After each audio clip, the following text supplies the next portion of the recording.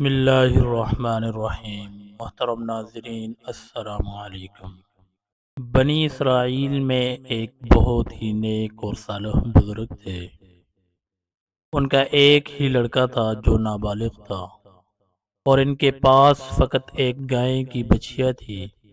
ان بزرگ نے اپنی وفات کے قریب اس بچھیا کو جنگل میں جا کر ایک جھاڑی کے پاس یہ کہہ کر چھوڑ دیا کہ یا اللہ، اس بچیا کو اس وقت تک تیری امانت میں دیتا ہوں جب تک کہ میرا بچہ بالغ ہو جائے۔ اس کے بعد ان بزرگ کی وفات ہو گئی اور بچیا بڑھتے بڑھتے درمیانی عمر کی ہو گئی۔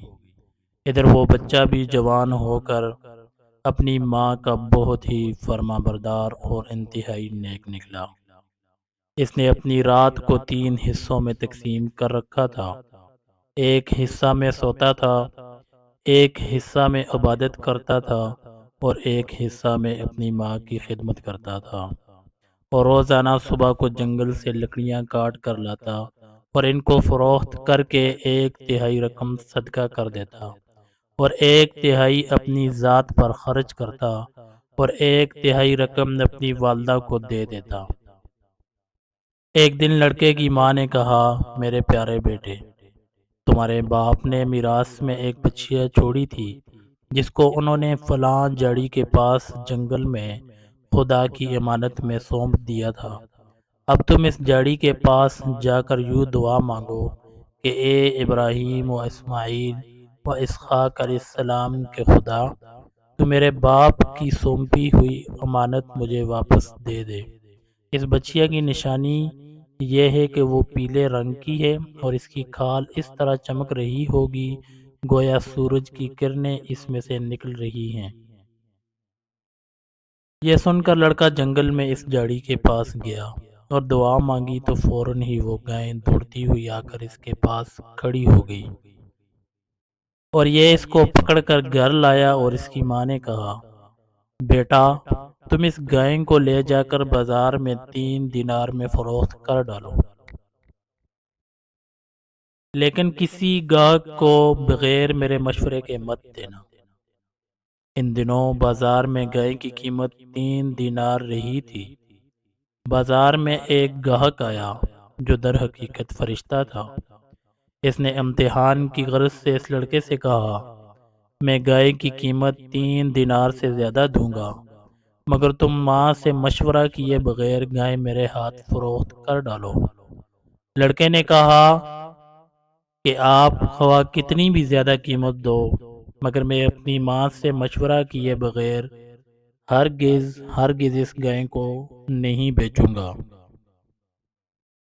گھر آ کر لڑکے نے ماں سے سارا ماجرا بیان کیا تو ماں کے دل میں خیال پیدا ہوا کہ یہ گاہک شاید کوئی فرشتہ ہے۔ اس نے بیٹے سے کہا، تم اس سے مشورہ کرو کہ ہم اس گائے کو ابھی فروخت کریں یا نہ کریں۔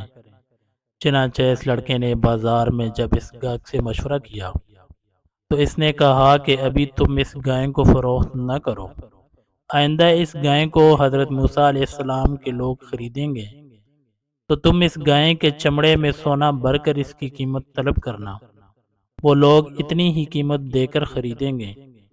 چنانچہ چند ہی دنوں کے بعد بنی اسرائیل کے ایک بہت مالدار آدمی کو، جس کا نام عامیل تھا، اس کے چچا کے لڑکوں نے دولت کے لالچ میں قتل کر دیا اور اس کی لاش کو ایک ویرانے میں ڈال دیا۔ پھر بڑی عیاری سے لاش کے ملنے پر خود ہی رونے پیٹنے لگے۔ آخر قاتل کی تلاش شروع ہوئی، مگر جب کوئی سراغ نہ ملا تو کچھ لوگ حضرت موسیٰ علیہ السلام کی خدمت میں حاضر ہوئے اور قاتل کا پتہ پوچھا۔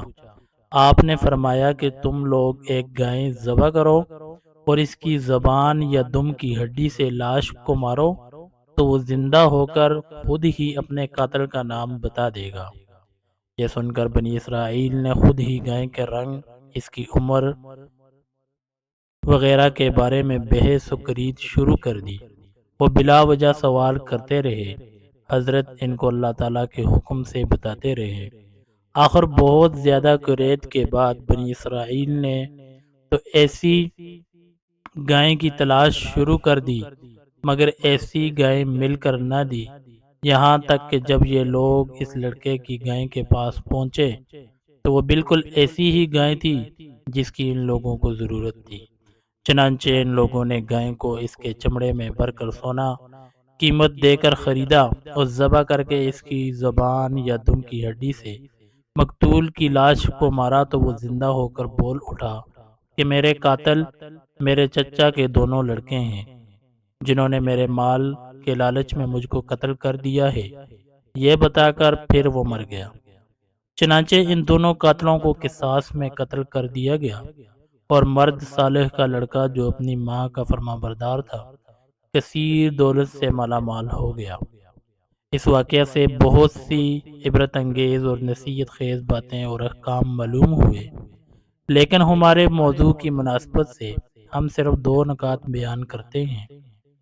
ایک یہ کہ جس طرح اس مرد صالح نے اولاد پر شفقت کرتے ہوئے بچیا کو اللہ کی امانت میں سونپا تھا، تو اس سے معلوم ہوا کہ اولاد پر شفقت رکھنا اور اولاد کے لیے مال چھوڑ جانا یہ اللہ والوں کا طریقہ ہے۔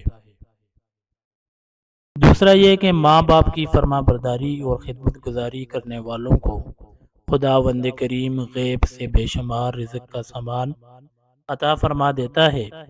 دیکھ لیجئے کہ اس یتیم لڑکے کو ماں کی خدمت اور فرما برداری کی بدولت اللہ تعالیٰ نے کس قدر صاحب مال اور خوشحال بنا دیا۔